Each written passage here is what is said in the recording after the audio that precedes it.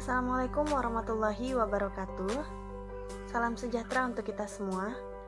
Pada kesempatan kali ini, pada mata kuliah Supervisi Pendidikan, kami dari kelompok 4 akan memaparkan materi mengenai beberapa pendekatan dalam supervisi pembelajaran.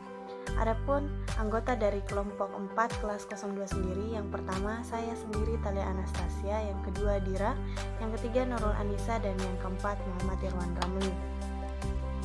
Langsung saja kita beralih pada materi pertama mengenai seorang supervisor yang menggunakan pendekatan ilmiah dapat melaksanakan 3 hal sebagai berikut. Nah, guna meningkatkan dan mengupayakan perbaikan pembelajaran sendiri, maka seorang supervisor harus menggunakan atau lebih mendekatkan pada pendekatan ilmiah yang mencakup 3 hal. Yang pertama, mengimplementasikan hasil temuan para peneliti. Yang kedua, bersama-sama dengan peneliti mengadakan penelitian di bidang pembelajaran dan hal lain yang bersangkut paut dengannya. Dan yang ketiga ialah menerapkan metode ilmiah dan mempunyai sikap ilmiah dalam menentukan efektivitas pembelajaran. Selanjutnya, yang kedua, posisi supervisi pembelajaran dengan pendekatan ilmiah. Posisi ini biasanya dapat dipilih menjadi 3. Yang pertama, supervisi pembelajaran dengan pendekatan ilmiah dapat dipandang sebagai bagian dari gerakan manajemen ilmiah. Yang kedua, supervisi pembelajaran dengan pendekatan ilmiah dapat dipandang sebagai gambaran hasil penelitian dan aplikasi metode pemecahan masalah. Dan yang ketiga, supervisi pembelajaran dengan pendekatan ilmiah dapat dipandang sebagai bagian dari ideologi demokrasi. Selanjutnya, supervisi sebagai bagian dari manajemen ilmiah berupa kurang tegasnya dan kurang jelasnya standar-standar yang dipergunakan untuk menilai efektif tidaknya pembelajaran dewasa. Yang kedua, sulitnya menentukan metode-metode yang paling baik. Yang ketiga, sulitnya menentukan guru mana yang mengajar dan melaksanakan tugas yang paling baik.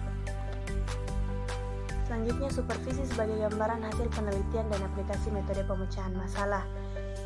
Yang dilakukan oleh supervisor dalam melaksanakan supervisi ini yaitu yang pertama, memanfaatkan hasil-hasil penelitian. Yang kedua, menggunakan prosedur sebagaimana prosedur pada pendekatan ilmiah. Selanjutnya, yang ketiga, supervisor sebagai bagian dari ideologi demokrasi, yaitu riset-riset yang ada pada waktu diantara lain menyimpulkan bahwa gaya kepemimpinan demokratis di dalam kelas ternyata ditemukan lebih unggul daripada gaya kepemimpinan dan gaya kepemimpinan yang otoriter, meskipun cara eksperimentasi yang dilakukan tersebut mungkin salah. Selanjutnya, supervisor penelitian ilmiah oleh supervisor. Selanjutnya, supervisi yang dilakukan melalui penelitian ilmiah oleh supervisor. Ilmu tidak berhasil menyatukan para guru dalam kelompok disiplin ilmu yang mandiri. Penelitian pembelajaran waktu itu justru banyak dilakukan oleh para peneliti profesional dan tidak lagi dilakukan oleh guru dan supervisornya. Maka dari itu, supervisor selanjutnya melakukan penelitian-penelitian ilmiah berupa masalah-masalah yang ia temui dalam proses pembelajaran. Selanjutnya, posisi supervisi menurut penelitian keefektifan guru. Dengan menggunakan teknologi pembelajaran yang berdasarkan oleh teori belajar behavioral, para ilmuwan berkeyakinan keefektifan pembelajaran dapat ditemukan dengan menerapkan psikologi belajar dan hasil eksperimentasi dengan kontrol dan manipulasi faktor-faktor tertentu yang telah diefektifkan oleh seorang guru. Masa depan supervisi pembelajaran dengan pendekatan ilmiah. Pendekatan ilmiah tidak akan dapat bebas dari kritik karena dalam realitanya masih banyak faktor lain yang mempengaruhi keefektifan pembelajaran. Pendekatan artistik dalam supervisi pembelajaran. Yang pertama, argumen penyangga pendekatan artistik. Yang kedua, kesalahan perhitungan. Yang ketiga, kesalahan konkretisasi. Yang keempat, kesalahan urus. Dan yang terakhir, kesalahan komposisi. Ada 2 cara pemahaman mengenai konsep supervisi pembelajaran dengan menggunakan pendekatan artistik. Yang pertama, melalui definisi supervisi pembelajaran dengan pendekatan artistik. Dan yang kedua, melalui observasi siapa saja yang terlibat dalam kegiatan supervisi. Selanjutnya yaitu definisi pendekatan supervisi artistik dalam supervisi pembelajaran adalah Suatu pendekatan yang menyadarkan pada kepekaan, profeksi, dan pengetahuan supervisor sebagai sarana untuk mengapresiasi kejadian-kejadian pembelajaran yang bersifat halus dan sangat bermakna. Kemudian yaitu observasi siapa yang terlibat. Dalam pemahaman jenis kedua ini, supervisor betul-betul mengapresiasi situasi dan kondisi pembelajaran secara menyeluruh.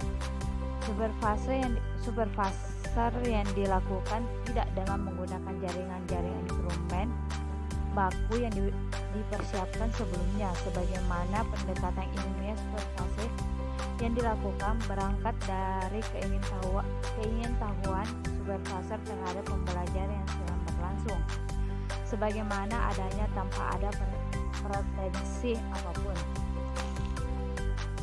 Selanjutnya yaitu ada pembelajaran. Yang pertama menarik perhatian terhadap kedua menaruh ahli tentu dalam kondisi yang dapat melihat hal yang sesuatu yang sesuai dalam pembelajaran. Karena suatu yang sesuai tersebut mempengaruhi individu dalam bertindak. Ketiga yaitu mengapresiasi setiap kontribusi untuk para guru yang disupervisi terhadap pengembangan siswa. Yaitu kritik yang diberikan oleh supervisor adalah bagaikan kritik seni, kritik musik, dan kritik bukan kritik dan bukan kritik negatif. Kritik yang dikemukakan sebagaimana kritik seni ini sangat bermanfaat bagi guru dalam melaksanakan pembelajaran. Yang terakhir yaitu menaruh perhatian pada pendidikan kelas secara keseluruhan. Karena perhatiannya yang besar terhadap pendidikan kelas secara keseluruhan. Supervisi dilakukan dalam proses yang cukup lama. Namanya proses observasi ini yang memberikan kemungkinan bagi ditempatkannya peristiwa pembelajaran dalam konteks yang sebenarnya. Baik, di sini saya akan menjelaskan tentang aplikasi pendekatan artistik dalam supervisi pembelajaran. Yang pertama, menyaksikan tampilan-tampilan pembelajaran.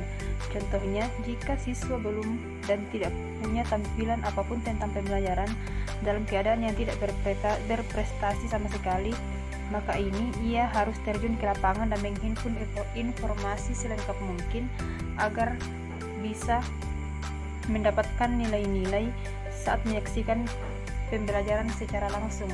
Yang kedua, mengadakan pengamatan terhadap guru yang sedang mengajar. Pengamatan hendaknya dilakukan dengan cermat, teliti, utuh, menyeluruh, serta berulang-ulang. Seorang supervisor tidak boleh terpaku terhadap hal-hal yang terjadi di dalam kelas. Ia harus berani melihat intoleransi kehidupan kelas dan sekolah, serta yang berada di luar kelas dan sekolah, bahkan dengan hal-hal yang berkaitan dengan kehidupan guru, siswa, dan segala hal yang berkaitan dengannya. Yang ketiga, supervisor memberikan interpretasi atas hasil pengamatan secara formal. Dikatakan secara formal karena interpretasi sebenarnya telah dilakukan saat pengamatan sedang berlangsung. Setiap kali dilihat, setiap itu pula diinterpretasikan agar makna yang dikandungnya dapat ditangkap. Berarti interpretasi formal hanyalah sekedar mengulang saja. Yang keempat, supervisor menyusun hasil interpretasinya dalam bentuk narasi. Narasi di sini tidak senantiasa harus berbentuk tulis. Hanya saja untuk kemudahan guru dan supervisor, penyusunan narasi akan lebih bagus jika berbentuk tulis dan dapat dipahami oleh guru secara berulang-ulang, yang pada gilirannya akan dapat menyempurnakan pemahamannya atas pembelajaran yang baru saja ia langsungkan. Lanjut, pendekatan klinik dalam supervisi pembelajaran. Yang pertama, episode pertemuan awal. Pada pertemuan awal ini, guru dan supervisor sama-sama bertemu dengan suasana yang akrab dan saling terbuka. Agar guru terbuka terhadap segala hal yang berkaitan dengan pembelajarannya, maka supervisor haruslah membangun hubungan kolegial dengan cara pembentukan report. Yang kedua, episode observasi kelas. Pada episode ini, guru mengajar siswa dengan mengaksentuasikan tampilannya pada keterampilan-keterampilan yang akan dilatihkan sebagaimana yang telah disepakati pada episode sebelumnya. Yang ketiga, episode pertemuan balikan. Jarak antara observasi mengajar dengan pertemuan balikan tidak boleh dilakukan terlalu jauh. Sangat baik jika pertemuan dilakukan sesegera mungkin setelah episode observasi pembelajaran, agar apa saja yang dilakukan oleh guru masih segar dalam ingatan guru sendiri dan dalam ingatan supervisornya. Baik, itulah tadi presentasi dari kelompok kami. Kurang lebihnya mohon dimaafkan. Assalamualaikum warahmatullahi wabarakatuh.